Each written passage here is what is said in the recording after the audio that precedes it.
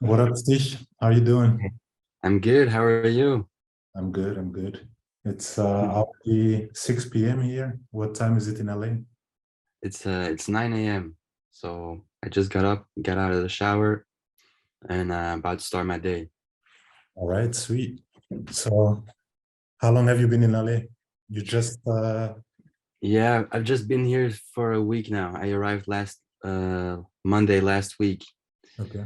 It's been a slow start because of the rain. There's been heavy rain all week, and it's different when it rains in Southern California than it rains in Belgium. It's really like pouring out of the sky, Mm. and a lot of um, land. Hoe zeg je dat in het Engels? Een landschap of zo. Landfall? No. Zo land dat verschuift. Oh, okay, okay.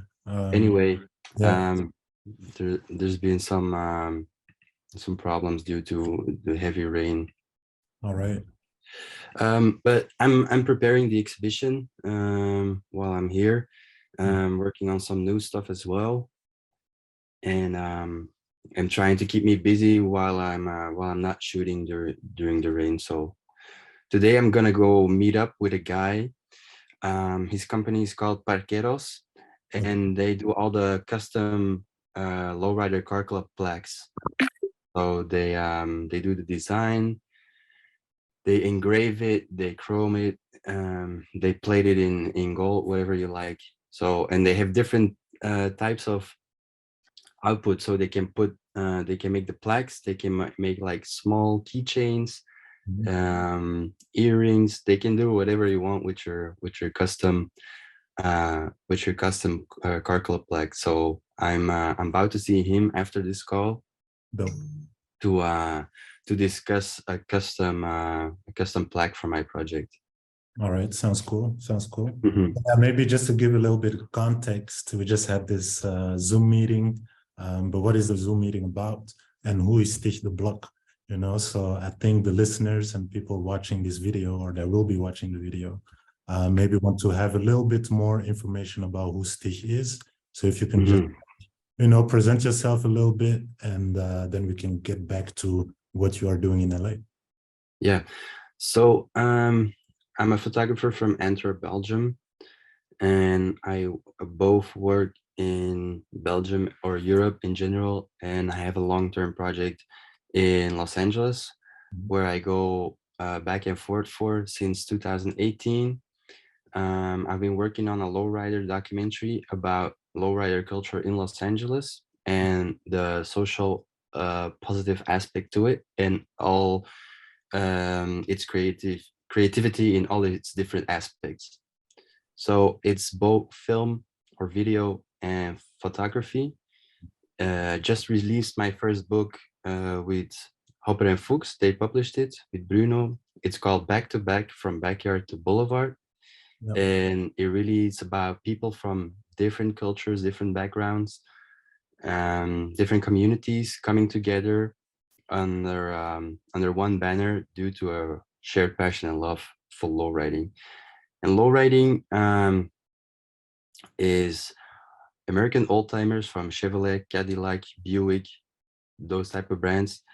They customize the cars they lower them, so they cut them. That's the technical term. They cut the wheels Yeah. and they put an hydraulic system under it, so it bounces up and down, and you can manage that bounce due to a switch that's either left to your steering wheel, the switch box, or due to a cable that you can manage outside for like bigger hubs. And they do competitions with it.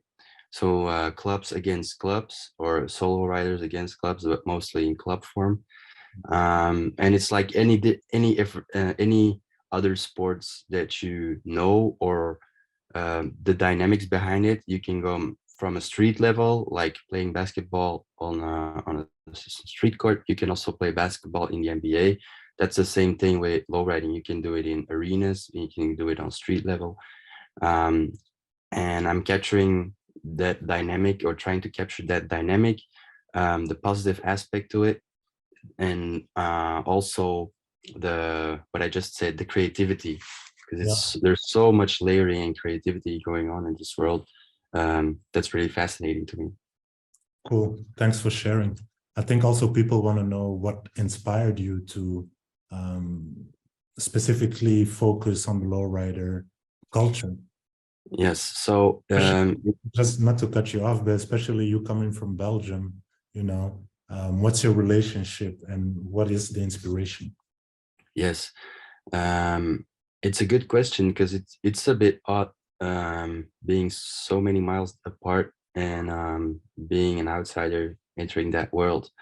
Um, but to give you the full story, my dad used to play 70s funk and soul at the house when we were younger, and artists that are very or heavily featured in the culture that I'm working with, like Rick James, um, Rick James, the Gap Band, Mhm. Quincy Jones, Shalamar, artists like that, who also form, or a lot of the times form, a basis for hip hop sampling, which I picked up in my early teens, Yeah, which was when early 2000s, when the videos used to feature those lowrider cars prominently.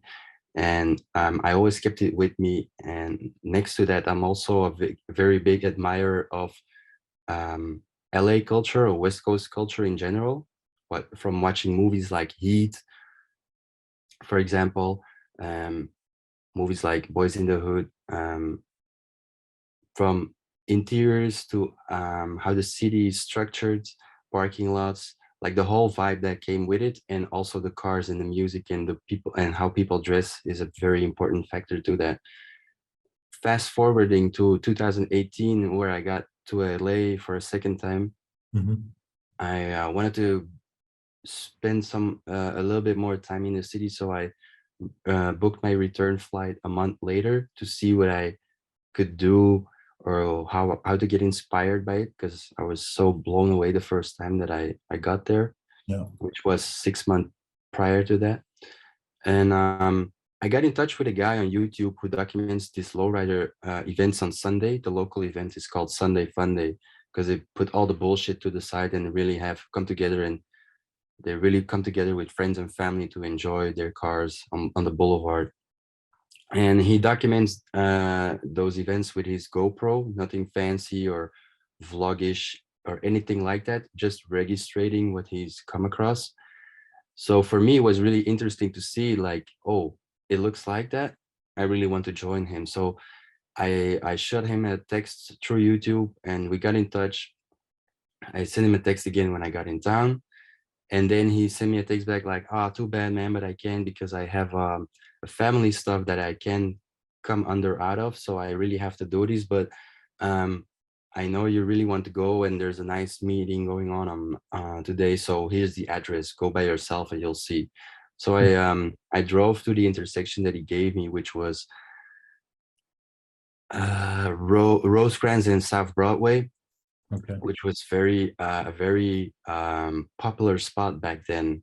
Um, they um, they um, they forbid cruising the Broadway area now, so it's not allowed to cruise there anymore. But back then, the first few times I got there, like the first few 3 to 4 months that I've spent there documenting, it was a place where like 800 to 1,000 people with cars would show up after 1 p.m.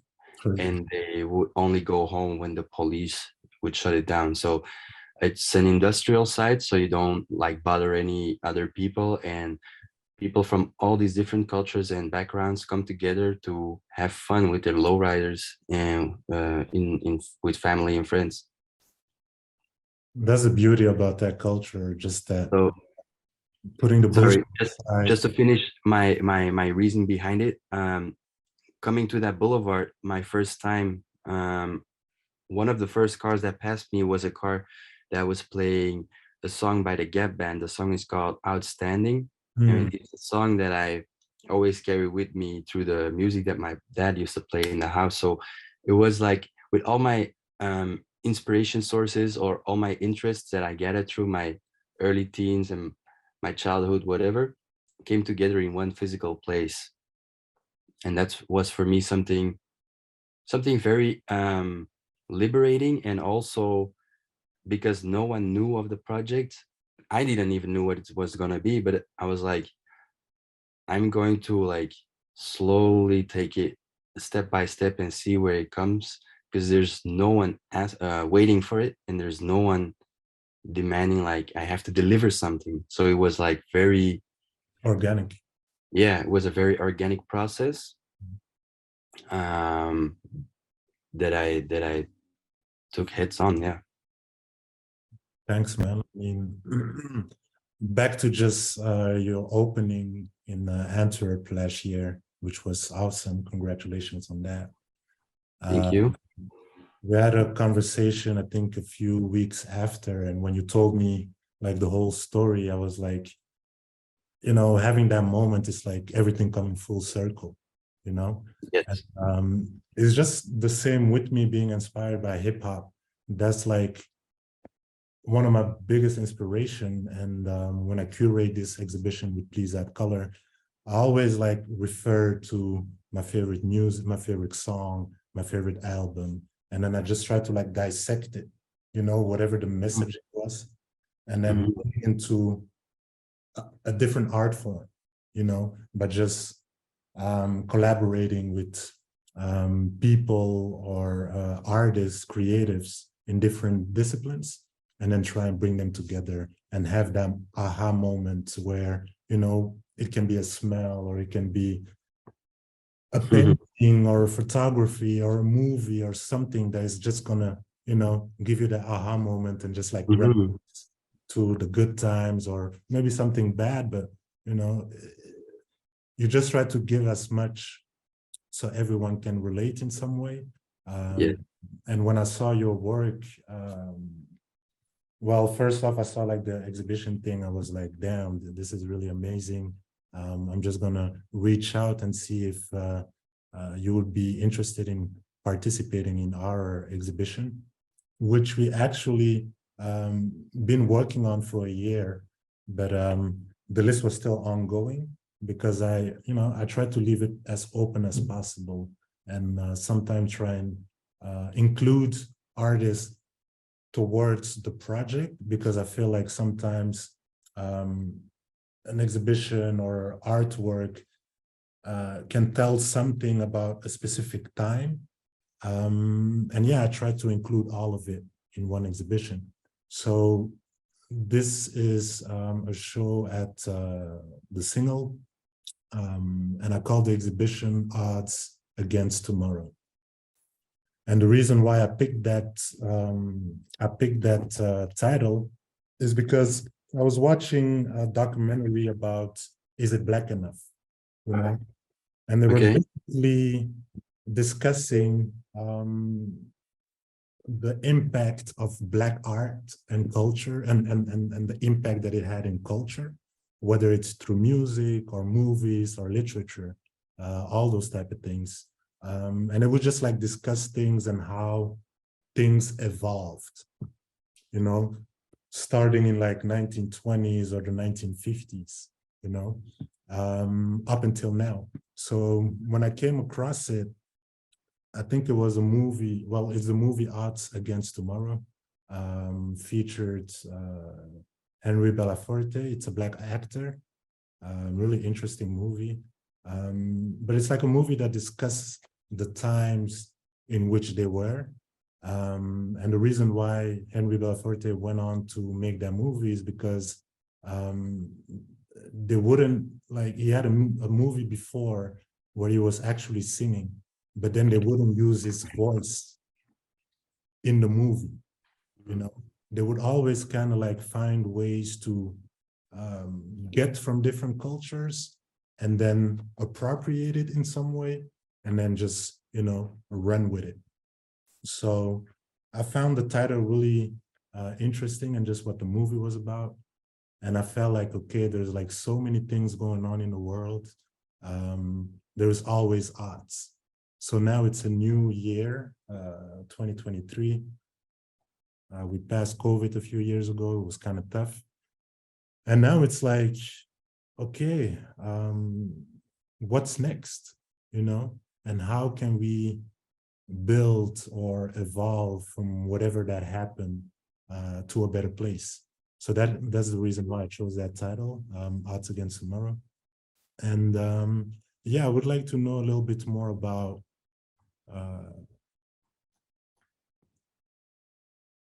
your relationship with the art scene here in Belgium, and how comes that you've been in the arts for a long time, but that was your first solo show, if I don't mistake?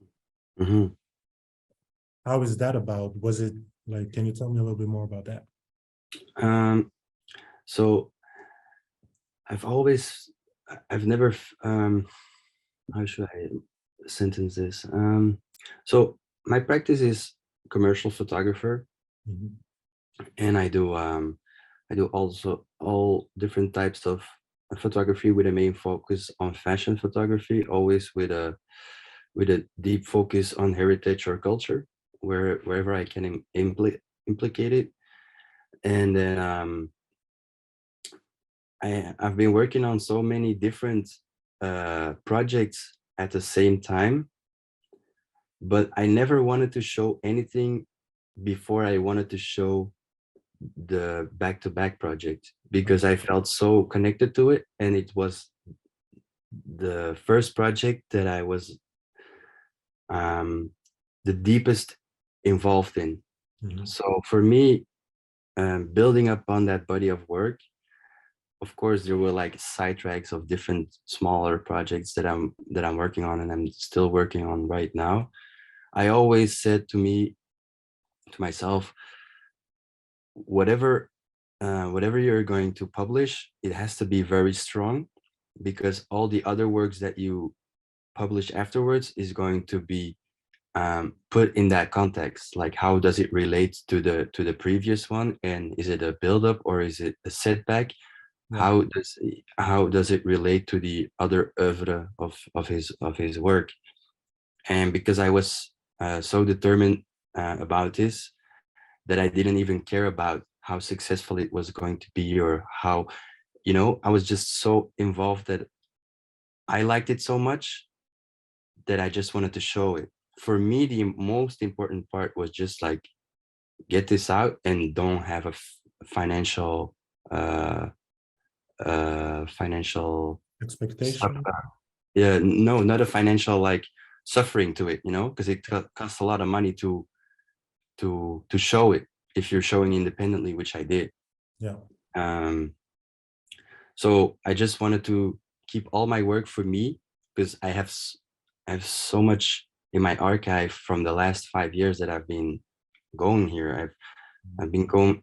I come here twice or three times a year, a month each, to make new work and just to enjoy myself. I love being in the city, so for me it's not really working.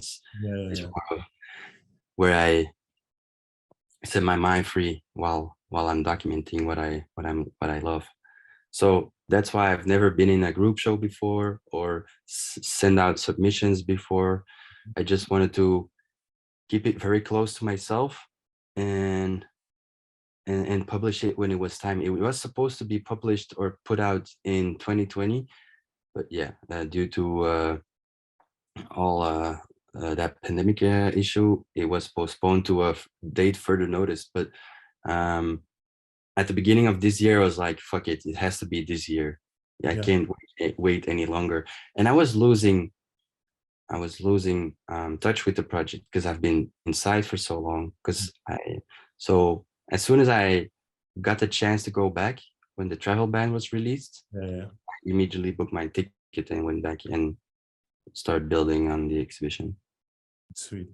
It was a fire exhibition as well, and actually built up in a short period of time as well, right? Yes, so I did it together with a good friend of mine, Odin Mhm. Sayed. He has a company, a creative marketing company, who does super dope shit, and it's called Mutant. he knew of the project like years before that, and we come along very well. And I've been in like just in conversation, not pitching the project to him like, do you want to invest in it, or do you want to help me with production or whatever?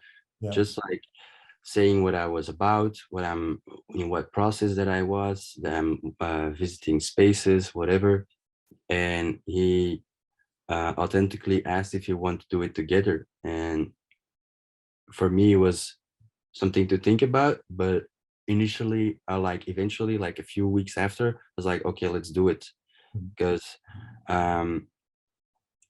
for them, it was a sort of passion project next to all the very corporate and rat race in which creative agencies work, like pom pom pom pom, the one after the other.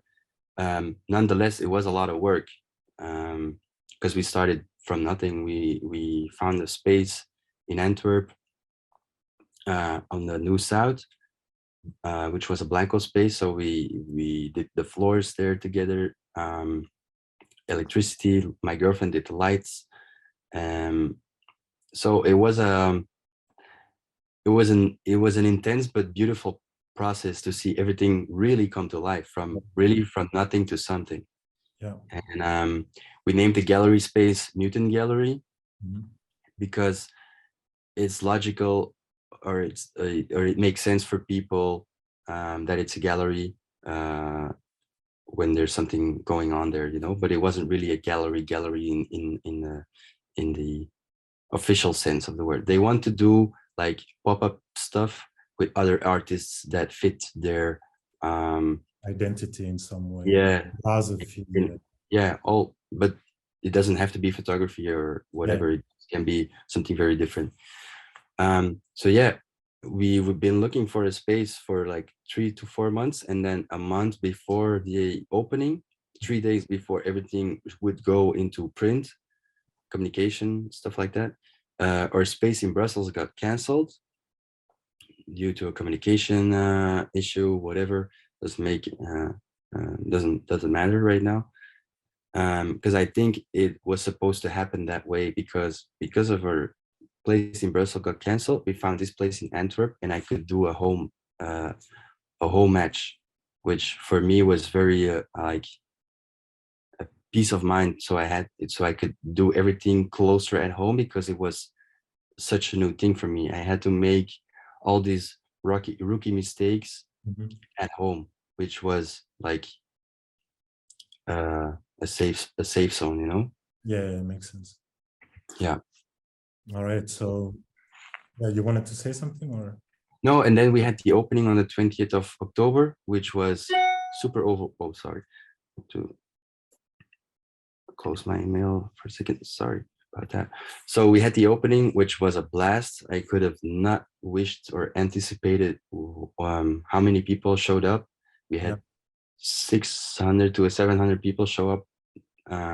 We got the whole street packed. Inside it was packed. I had the first time screening the video, which was about 17 minutes, or is about 17 minutes.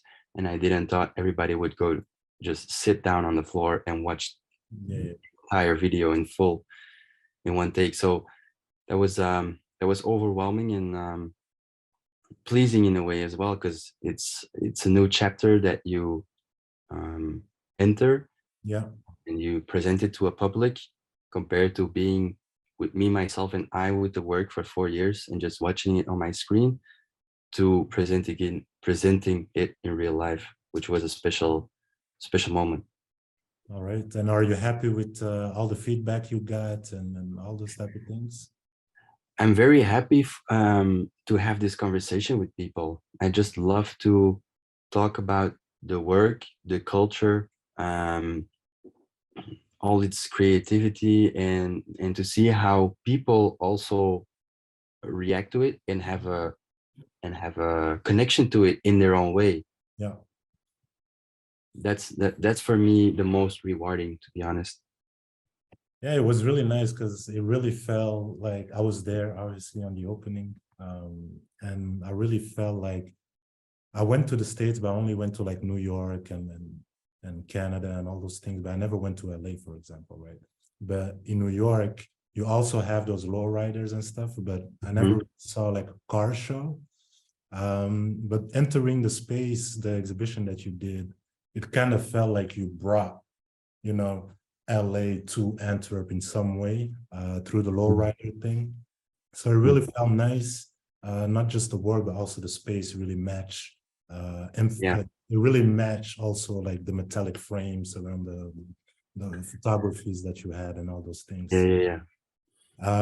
So yeah, now what's next? We collaborating for the single, the 17 and 18 of February 2023. Yes. Going to be a matchup of all disciplines, 30 plus artists, national from Belgium, but also from around the world. And yeah, you are in LA and you told me that you were working on something that you might showcase at the show.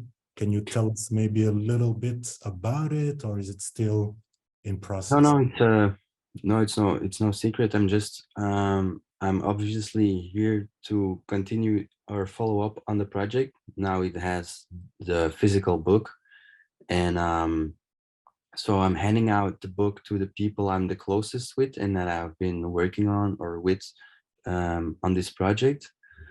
So that's one thing I'm doing, and also making new work. So with the book and the exhibition is just a first installment. I'm going to keep on producing new work within this culture because for many reasons, but most of all, I love to be here, and I love everything about it, every aspect.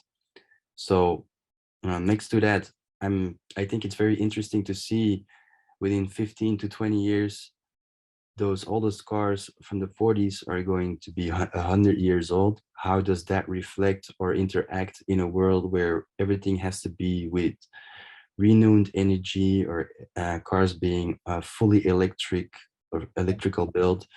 So that's an interesting aspect to see how it's going to evolve in the next coming years. And something very specific, I was thinking about the title, and I might incorporate the title into the new work that I'm working on, and if that works out the way I have it in mind, then I'm going to present it at the show. So it's going to be a trial and error while I'm doing it, and it's different than before because now I have to, or I know I'm going to present it like in a few weeks, and I still have to make it. So that's a different mindset, but it's a nice tension. All right. To be very alert to things. All right, we have 9 minutes left, so I think we're just gonna wrap it up. But I'm looking forward. Yeah, that's fine. I'm looking forward to it, and yeah, I'll keep you in the loop. I have a deadline set for myself because of production times and stuff like that. But yeah, I'm looking forward very much. All right, man. Enjoy LA. Enjoy your time over there, and then safe trip back, and see you in Belgium, Antwerp. Yes, let's keep in touch. Let's see each other in Antwerp. Bye-bye. Bye.